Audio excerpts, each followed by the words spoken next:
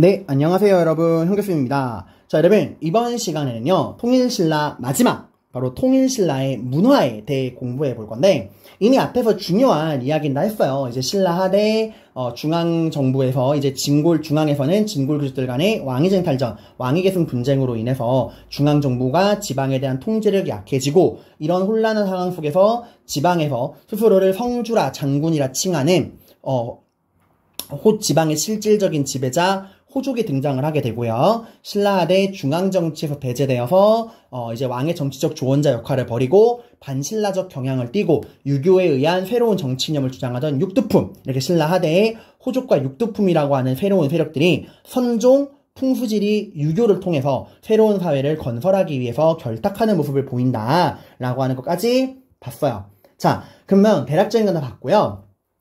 이번에는 통일신라의 그 문화 안에서도 불교, 그 중에서도 대표적인 두 명의 승려, 이 둘은 꼭 짚고 넘어가야 됩니다. 선생님이 이번에 아무래도 시간 관계상 주로 이제 정치사 위주로 수업을 하게 되고, 그 정치사라는 뼈대 안에 경제사의 문화를 많이 버무렸어요. 뭐 역사사라든가 중요한 탑이나 이런 문화재들은 중요 왕들을 이야기하면서 넣었지만, 이 원효랑 의상만큼은 단독 주제로 출제가 될 수 있는 부분이기 때문에 이렇게 생략하지 않고 따로 뺐습니다. 자, 이 원효랑 의상은 통일신라의 이 불교 문화를 상징하는 대표적인 두 명의 승려고요. 이건 여러분이 확실하게 기억을 해둬야 돼요. 원효 의상도 여러분이 확실히 비교를 해둬야 되고, 이걸 여러분이 더 나아가서 나중에 고려시대로 가게 되면은 고려에도 의천과 진울이라고 하는 승려가 나옵니다. 그리고 또 뭐 요새라든가 해심 등등 이런 승려들이 나와요. 이런 승려들과 여러분이 또 비교를 하셔야 되니까 지금이 그 스타트니까 잘 뼈대를 잡으셔야 됩니다. 일단 원효랑 의상은요, 신라 중대의 인물이에요. 중대가 어떤 시대죠? 네, 전제왕권기였죠. 무열왕의 직계 후손들만이 왕이 되던 신라가 굉장히 안정기에 접어들었던 전제왕권기였습니다. 이때 유행하던 종파가 바로 뭐예요? 네, 경전과 교리를 강조하던 교종. 그 교종의 승려예요, 원효랑 의상은. 이건 기본 잡아두세요. 그럼 신라 중대 전제왕권기 교종에서 활약했던 대표적인 승려 원효랑 의상을 살펴보도록 하겠습니다. 한번 원효랑 의상은 비교를 해서 알아두셨는데, 둘은 굉장히 친했어요. 굉장히 서로가 서로를 존중했던 친한 친구였지만 출신 성분은 달랐습니다. 원효는 우리 불행의 아이콘 육두품이었고요. 의상은 진골이에요. 그래서 이제 원래 둘이 한마음 한뜻으로 우리 당나라에 가서 공부를 해보자 해서 둘이 이제 유학을 갈 계획이었어요. 여러분 알겠시겠지만 그 유학 가려고 하다가 비가 너무 많이 와서 갑자기 이제 길을 가다가 그 유학을 가려고 이제 가다가 비를 만나서 급히 산에 있는 동굴로 들어가서 하룻밤 잠을 자는데, 원효가 자다가 목이 말라서 깨서 머리맡에 젖는거리다 보니까 웬 바가지에 물이 있어가지고 벌컥벌컥 마셨더니 우와, 이런 시원한 물이 다 있나, 으아 시원해 이러고 잤는데, 다음날 아침 일어나 보니까 어때요? 네, 그게 해골에 담겨있던 썩은 시친물이었다는 거지. 그러니까 그들이 잤던 동굴은 시체가 묻혀있던 무덤이었던 거야. 그래서 아침 일어나가지고 우악 하고 토하고 난리가 났죠. 근데 딱 든 생각이 뭐야, 이게 해골바가지에 들은 썩은 시친물이라는 거 몰랐을 때는 그렇게 시원했는데, 아침에 일어나서 이게 해골에 들어있던 물이라는 거 아닐까? 이렇게 토악지로 올라오는구나. 변한 건, 현상은 변한 게 없어요. 변한 거 뭐밖에 없지? 그 현상을 바라보는 내 마음밖에 없죠. 결국 내 마음먹기에 따라 모든 게 달려있구나. 애초부터 깨달으면 내 마음이 있었구나 라고 해서 원효는 당나라 유학을 포기하게 됩니다. 그래서 이 사람은 국내파로 남아요. 근데 아까 선생님, 근데 지금 원효 말씀하신 게 되게 성종이랑 비슷한데요? 네, 그래서 원효는 교종 승려임에도 굉장히 성종틱한 마인드가 강했어. 그래서 교종 승려들 사이에서 굉장히 이단화 칙을 하던 좀 특이했던 사람이에요. 그래서 되게 많이 좀 살아생전에는 되게 많은 핍박을 받고 주류 승려사회에서 배척당하던 좀 그런 불쌍한 아웃사이더였어요. 하지만 그 아웃사이더 원효를 끝까지 끌어안은 게 인싸 오브 인싸, 그 주류에 속해 있던 의상이었습니다. 비록 의상은 뜻이 달라져서 이제 원효가 나는 유학 가지 않겠다 라고 했지만, 그 뜻을 존중하고 의상은 본인은 유학길을 올라요. 그러니까 원효랑 의상은, 원효는 육두품으로서 유학을 가지 않은 국내파였고요. 의상은 진골로 당나라 유학을 갔다 온 금수저였다 라는 거 보시면 됩니다. 자, 여기까지는 뭐 여러분의 그 긴장을 풀기 위한 아이스 브레이킹 같은 두 사람에 관한 이야기였고요. 이제 본격적인 팩트로 들어가 보도록 할게요. 자, 원효는 어떠한 사상을 가지고 있었느냐? 이 사람은 모든 게 내 마음먹기에 달렸는데 왜 그렇게 많이 싸우냐 생각을 했어요. 당시에 신라 불교가 뭐 어느 종교나 마찬가지지만 그 서로 간의 그 주도권을 잡기 위해 우리 종파가 최고야 라고 그 주도권을 잡는 과정에서 굉장히 많은 그 종파들 간의 분열과 갈등과 대립이 굉장히 심했습니다. 원효는 그런 불교 사상 간의 갈등을 극복하고 조화와 통합을 중시했던 사람이었어요. 이 사람이 얘기했던 이거야. 모든 건 일심, 하나의 마음에서 나온다. 애초에 모든 게 하나의 마음, 일심에서 나오는데 어찌하여 너희들은 그렇게 싸우냐. 이 일시, 그래서 원효는 기본적으로 불교 사상의 조화랑 통합을 중시했고요. 이 사람 사상이 뭐라고요? 모든 거는 하나의 마음에서 나온다 라고 하는 일심 사상을 주장을 합니다. 그럼 모든 게 하나의 마음에서 나오니까 종파들 간에 갈등하고 싸울 필요가 있다 없다? 없다는 거죠. 그러니까 모든 게 한 마음에 나온다는 일심 사상을 토대로 이 종파들 간의 조화를 주장하는 화쟁 사상을 주장하게 돼요. 이 일심에서 나오는 거야. 일심 사상을 토대로 종파들 간의 이론적이고 사상적인 대립을 극복하기 위한 화쟁 사상을 나오게 됩니다. 화해하자, 다툼을 버리고 화해하자 이거예요. 일심 사상과 화쟁 사상을 여러분이 기억을 해두셔야 됩니다. 모든 건 한마음에 나온다는 일심 사상을 토대로 종파들 간의 사상적인 대립과 갈등을 극복하는 화쟁 사상을 주장을 해요. 이 사람의 대표적인 책도 되게 많아요. 이 사람이 여러분 그 원효가 실제로 불교를 전문적으로 공부하는 사람들 사이에서는 진짜 넘사벽이에요. 이 사람이 읽은 책은 지금도 이 동아시아에서 그러니까 한국, 중국, 일본뿐 아니라 인도에서도 알아주는 어마어마한 학술적인 가치가 있는 게 원효의 서적이에요. 그러니까 원효가 정말 학술적으로도 정말 어마어마한 승려였습니다. 이런 책들 여러분 알아두세요. 자, 그리고 원효가 정말 또 오늘날까지 존경받는 이유가 이렇게 본인이 말로만 글로만 본인의 사상을 주장하지 않았어요. 이 사람은 일반 백성들에게 불교를 적극적으로 알린 불교 대중화에 선봉했었던 사람이에요. 자, 여러분 우리 한번 기억을 더듬어볼까? 우리 불교가 언제 들어왔죠? 삼국시대 들어왔습니다. 근데 불교가 들어오는 배경이 어땠어요? 네, 맞아요. 이 연맹 왕국이 중앙집권 국가로 성장하는 과정에서 정복전쟁, 왕위세습, 율령반포, 불교 수용이었죠. 왜 불교가 필요했죠? 그쵸. 이 각각의 지방마다 분열되어 있는 독자적인 종교가 아니라 국가의 단합을 위해서 통일된 종교가 필요해서 불교를 받아들였잖아, 중국에서. 그치? 근데 이 불교를 받아들인 주체가 누구예요? 왕이에요. 왜? 처음에는 왕즉불, 왕이 곧 부처다 라고 하는 사상이 있었고, 그래서 이제 왕이 국가의 통합과 왕권 강화를 위해 불교를 받아들였잖아요. 그죠? 이거 기억나죠, 여러분들? 잠깐만, 그 불교가 연맹 왕국에서 중앙집권 국가로 발전해 나가는 과정에서 불교가 들어옵니다. 처음에 누가 들어왔죠? 왕이 들어와요. 왕즉불. 국가 통합과 왕권 강화를 위해. 그 다음에는 귀족들도 적극적으로 불교를 받아들여요. 왜? 업설과 윤회.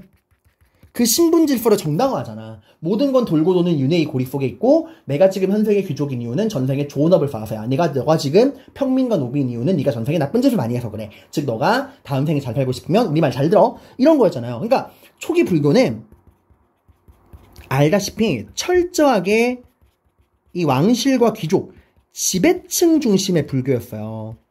그러니까 일반 백성들은 불교라고 하는 게 너무나 머나먼 이야기였단 말이야. 근데 원효는 이 불교를 백성들에게 적극적으로 전파합니다. 어떻게 전파하느냐? 어려운 교리, 어려운 그런 거 할 필요 없다. 누구나 나무아미타불. 이 나무아미타불만 암송하면 죽어서 극락정토에 갈 수 있다. 라고 이야기를 합니다. 이게 바로 뭐냐면 아미타 신앙이에요. 누구나 나무 아미타불만 외친다면 극락정토에 갈 수 있다. 이 극락정토라는 게 천국, 기독교로 치면 천국을 말합니다. 이 나무 아미타불이 뭐냐면은, 뜻이 뭐냐면, 이게 아미타가 뭐뭐에 귀의한다라고 하는 그 산스크리트어예요. 그러니까 나무 아미타불은 나는 아미타 부처님에게 귀의합니다. 라는 거예요. 자, 이게 무슨 말이냐? 이건 불교에 대한 기본 용어가 좀 알아야 되는데, 외우라는 거 아니에요. 그냥 상식으로 알아두세요. 이해를 위한 거야. 대표적인 불교의 부처님이 3명 있어. 아미타 부처님, 아미타불, 그 다음에 관음부처, 관음불, 그 다음에 미륵불. 이렇게 일단 대표적인 부처님이 세 분이 계시거든요. 이 아미타불은 사후세계를 관장하는, 그러니까 저승을 관장하는 내세를 관장하시는 분이야. 그리고 관음불은 이분이 이제 이승, 현세를 관장하시는 분이고요. 그다음 미륵불은 미래세계를 관장하는 분이야. 그러니까 지금 나미아미타불은 뭐예요? 나는 아미타 부처님에게 귀의합니다. 그러니까 나의 내세를 책임져 주세요. 그러니까 내가 아무런 가진 거 없고 내가 아무리 뭐 집불 아무것도 몰라도 그저 그냥 나를 아미타 부처님께 귀의합니다 라고 아미타불만 외치면 내세에 어디로 갈 수 있다? 극락정토로 갈 수 있다 라고 말하는 거예요. 이때부터 사람들이 그저 그냥 말만 하면 나무 아미타불 외우게 되는 거예요. 그리고 원효는 백성들에게 이걸 알리기 위하면, 이런 것들 알리려면은 쫙 멋들어진 절에서 좋은 옷 입고 백성들아 내 말 들으러 와라. 이런 백성들이 들으러 와요? 못 들으러 오죠. 뭐 하루 먹고 살기 바쁜데. 그래서 원효는 본인이 직접 갑니다. 백성들 곁으로. 스스로를 파괴승을 자처해요. 나는 절에 있는 그런 정식 승려가 아니다. 난 이미 절에서 쫓겨난 승려다. 라고 하면서 이 사람은 술과 고기도 먹었어요. 그리고 원래 부처님들은 결혼하면 안 되잖아. 그러니까 스님들이 결혼하면 안 되잖아. 이 사람은 무열왕의 딸 요석공주랑 결혼합니다. 근데 스님님 아무리 그래도 원효가 위대한 승려라 그래도 무열왕의 딸이면 진골 왕족인데 그거를 육등품 승려한테 준다고요? 그것도 아웃사이더한테요? 이 요석공주가 과부야. 그러니까 이미 한번 결혼했다가 남편을 잃은 좀 결격 사유가 있었어요. 그래서 무열왕이 이 원효의 이런 사람 됨됨이를 보고 자기 딸과 결혼하지 않겠느냐. 그리고 원효가 결혼을 합니다. 그래서 낳은 아들이 신라 중대 대표적인 육두품학자 설총이에요. 그래서 결혼을 한 이후에 나는 결혼을 하였으므로 정식 승려가 아니다 라고 해서 늘 시장으로 논밭으로 심지어 창녀들이 머무르는 창녀촌과 거지들의 서울까지 가가지고 술 먹고 고기도 먹고 백성들이랑 어울리고 춤추고 노래 부르면서 불교를 전파했다 그래요. 스스로를 난 파괴승이다. 이 사료에 나와. 그리고 또 스스로를 파괴승인 동시에 뭐라고 부르겠냐? 소성거사라고 불렀어요. 소성거사. 이 소성거사가 굉장히 낮은 자, 나는 정말 모자란 사람이다 라는 뜻이야. 소성거사로 자처하면서 백성들 곁으로 가서 춤추고 노래를 부르며 불교를 전파합니다. 이때 이제 원효가 지은 노래가 무예가라고 하는 노래가 있어요. 여세이 너 나무 아미타불 외치면 너도 부처가 될 수 있어. 뭐 이런 식으로 막 백성들이 좋아하는 노래 막 부르고 그러겠죠. 백성들을 교화하기 위해서 했다. 이게 정말 쉬운 게 아니에요, 여러분들. 정말 대단한 일이죠. 그러는 과정에서 자연스럽게 극락정토, 내세에 대한 신앙이 전파되게 돼요. 정토중. 이 보급이 되게 됩니다. 그래서 그에 대한 평가가 이런 말이 있죠. 불교의 사상적인 이해 기준, 일심 화쟁, 신문화쟁론, 대승진신문서, 금강산매경론 같은 이런 어려운 학술적인 업적도 세웠고 또 불경을 이해 못하도 나무 아미타불이란 연불만 외우면 극락에 완성할 수 있다는 아미타 신앙을 전도했다라는 거 보시면 됩니다. 자, 그리고 그의 친구 의상. 의상은 본인 자체가 진골 출신이었고 그냥 명문 집안이에요. 그래서 이 사람은 원효가 그 불교 사상의 조화랑 통합을 중시했다면 의상은 좀 더 멀리 높은 걸 바라봤습니다. 이 사람은 신라 사회 전체의 통합을 중시했어요. 이 사람이 주로 활동했을 때가 이제 막 신라가 삼국을 통일했던 직후거든. 이 사람은 신라 사회가 완전히 하나로 묶여야 한다. 그래서 신라 사회의 통합을 위해 화엄사상을 주장을 합니다. 이 화엄사상이라는 거는 기본적으로 연기설이라는 거에 토대를 두고 있어요. 연기설이라고 하는 게 모든 존재는 연결되어 있다라는 거야. 모든 존재가 연결되어 있다. 그래서 이 사람이 했던 대표적인 이야기가 일즉다 다즉일이라는 거예요. 일즉다 다즉일. 하나가 전체요. 전체가 하나다. 하나가 전체고 전체가 하나다라고 하는 거고 이게 그림으로도 있어요. 이게 막 그 불교 그림 해가지고 막 꼬불꼬불꼬불 연결돼 있는 그림도 있어. 모든 게 하나로 연결돼 있다고 하는 그냥 그런 게 있다 정도만 알아두시면 됩니다. 화엄일승 법계도. 그래서 모든 존재는 서로 간의 상호 의존과 조화의 관계에 있다. 그러니까 우리가 옛 고구려인, 백제인, 신라인, 왕, 귀족 이런 식으로 서로 간에 급을 나누고 차별하고 나누면 된다 안 된다? 안 된다. 우리는 모두가 모두에게 상호 간의 의존과 조화의 관계에 있으니까 우리가 모두 하나로 힘을 합쳐야 한다. 그래서 이 통일 이후에 신라가 하나로 묶이는데 분열과 대립을 극복하고 통합하는데 굉장히 큰 도움을 줍니다. 그래서 이게 왕권을 뒷받침하게 돼요. 결국 이렇게 국가가 하나로 뭉치게 되면은 결국 왕권이 강해지는 거잖아. 전제 왕권 확립에 기여합니다. 근데 여러분 여기서 주의할 점이 이게 의상의 이런 화엄사상, 일직다 다지길, 모든 존재 간의 상호 의존과 조화, 화해란 통합을 강조하는 게 왕권 강화에 도움이 되긴 했지만 의상 자체가 그렇다고 해서 막 우리가 무조건 왕을 따라야 되고 나머지 다 왕 밑에 찌끄러기고 이렇게 말한 게 아니에요. 오히려 의상 자체는 모든 존재가 상호 의존 간에 있으니 서로가 서로를 차별하고 배척하지 말고 하나로 융합해야 한다 했던 사람이에요. 그러니까 결과적으로 왕권 강화에 도움이 되긴 했지만 이 사람이 막 신분을 막 억압하고 막 백성을 억압하고 이런 사람은 절대 아니라는 거예요, 여러분들. 그리고 이 사람은 이런 화엄사상을 기반으로 우리나라의 새로운 종파 화엄종을 개창하게 됩니다. 그리고 이 사람이 굉장히 인싸 오브 인싸잖아요. 본인의 이런 화엄사상을 널리 알리기 위해서 절을 하나 만들어요. 오늘날에도 굉장히 유명한 절이죠. 영주에 있는 부석사를 창건하게 되고 여기서 수많은 제자들을 통해서 불교를 확산하게 됩니다. 자, 그리고 여러분 아까 선생님이 원효 이야기할 때 나무아미타불 말하니까 조금 여러분 허전한 느낌 안 들었어요? 내가 알기로 나무아미타불 뒤에 항상 관세음보살이 따라오는데 맞아요. 그 나무아미타불 뒤에 따라오는 관세음보살을 한 게 이 의상이야. 이 관세음보살은 관음신앙이에요.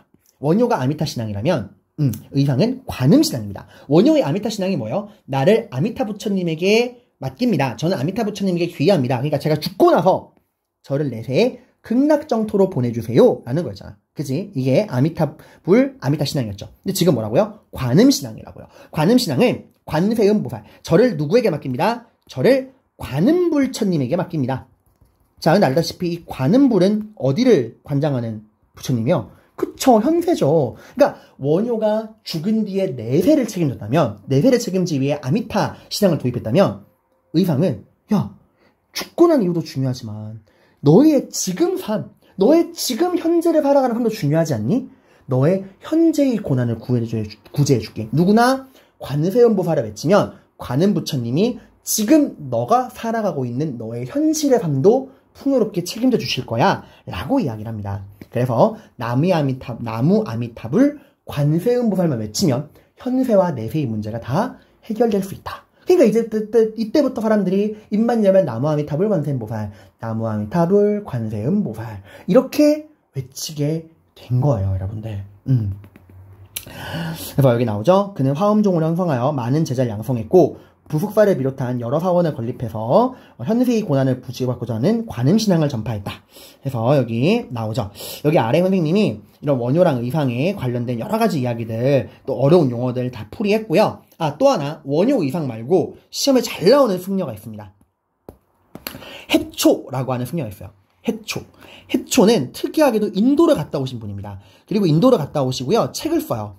왕호천축국전이라는 책을 써요. 인도를 다녀오신 겁니다. 이 왕호천축국전은 이거예요. 왕, 다녀왔다. 어디를? 5천축국. 5개의 천축국. 인도를 천축이라고 그러잖아요. 당시 인도가 5개로 쪼개져 있었거든요. 그래서 다녀왔다. 5개의 천축국을 다녀온 책이다. 라는 거예요. 그래서 인도에 다녀온 신라승려 해초가 남긴 여행기다. 그래서 천축의 5나라. 왕, 다녀왔다. 5개의 천축국을.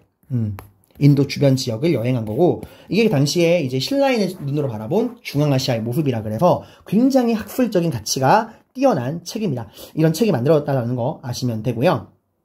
이거 한번 채워볼까? 나는 무슨 사상으로 여러 종파 간의 사상적 갈등을 해결했죠? 그쵸. 화쟁사상. 그리고 화쟁사상의 근본이 되는 게 바로 뭐예요? 여기 나와 있듯이 모든 건 한마음에서 비롯된다. 일심사상.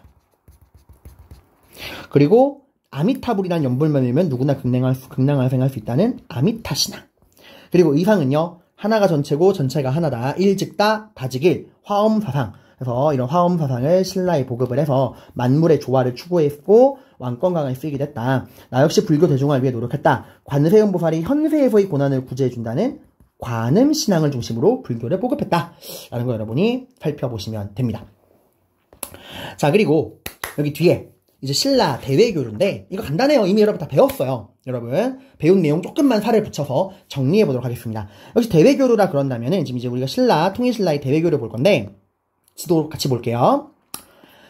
당나라와의 교류. 원래 당나라와의 교류는 여러분 그 통일하는 과정에서 나당전쟁, 문무왕 때, 이 나당전쟁에서 이제 우리가 승리를 거뒀지만 그 이후에 당나라와의 교류는 단절되었어요. 그러다가 언제부터? 네, 8세기 성덕왕, 이성이 어떤 왕이에요? 네, 굉장히 그 신라가 왕권이 강했던 시기죠. 성덕왕 하면 우리가 떠올려야 되는 게 또 뭐 있죠? 네, 여러분, 성덕왕 하면은 백성들에게 정전 취급. 이거 좀 적어볼까? 백성들에게 정전을 취급했다. 다만 이건 진짜로 땅을 준 게 아니라 이미 백성들이 갖고 있는 땅을 인정해준 왕토 사상이었다 라고 했었죠. 이 성덕왕 때 관계를 회복합니다. 왜요? 이때 여러분 당나라가 누구랑 대립하고 있었어요? 네, 이때 당나라가 그 발해랑 대립을 하고 있었죠. 그래서 당나라가 그 발해, 무왕, 당나라의 산둥반도 등주를 선제 공격한 무왕과의 싸움에 신라에게 도움을 요청하잖아. 당의 발해 무왕 그 공격 요청을 받아들이면서 당나라와의 관계가 회복이 되죠. 그 이후에 본격적으로 당나라랑 이것저것 무역을 하게 되는데 얼마나 무역이 활발했냐면은 이 산둥반도, 여기가 산둥반도로겠죠. 그리고 여기 양쯔강, 하류 이쪽 지방에 보시면은 어마어마하게 많은 집 모양이 있죠. 이게 뭐냐면 신라 방이야. 이게 뭐냐면 하도 이제 신라인들이 많이 건너가니까 당나라에서 아예 신라인들의 집단 거주촌을 만들어준 거야. 마치 LA에 있는 한인촌처럼 신라인들의 거주지를 만들어줍니다. 산둥반도랑 양쯔강, 하류에 신라인들이 머무르는 거주지, 신라 방을 만들어주고요. 사람들이 모이니까 종교활동도 해야겠죠? 신라인들이 다닐 수 있는 절, 신라원도 만들어지고요. 이 신라원 중에 하나가 산둥반도에 있던 장보고가 만든 법화원이잖아. 그리고 이 신라인들이 잠을 잘 수 있는, 왔다 갔다 하면서 무역하는 사람들이 잠을 잘 수 있는 신라관이라는 숙소도 만들어주고요. 심지어는 자치기구인 신라소까지 만들어줍니다. 이게 다 이쪽 지방에 이렇게 만들어진 수많은 것들, 이런 것들 통해서 얼마나 무역이 활발했는가 알 수 있죠. 그리고 일본은 초기에는 역시나 교류가 제한돼 있었어요. 왜냐면 백강전투 생각해봐 얘들아. 백제 부흥운동 도와주겠다고 백강전투 같은 것도 있었고, 심지어 문무왕이 아예 난 죽어서 일본을 막는 용이 되겠다라고 할 정도로 일본과 되게 좀 갈등하는 관계였지만 이후에 가면은 교류가 활발해집니다. 그리고 주요 무역 항구, 첫 번째로 우리가 어디 할 수 있죠? 네, 진흥왕이 나제 동맹을 깨트리면서까지 차지했던, 한강을 완전히 차지하고 만들었던 당항성. 이 당항성을 통해서 중국과 직접 교류를 활발하게 했었죠. 또 하나, 신라의 또 당항성 말고도 대표적인 무역항은 여기 울산입니다. 왜 그럴까요? 신라의 수도가 어디죠? 네, 금성이죠.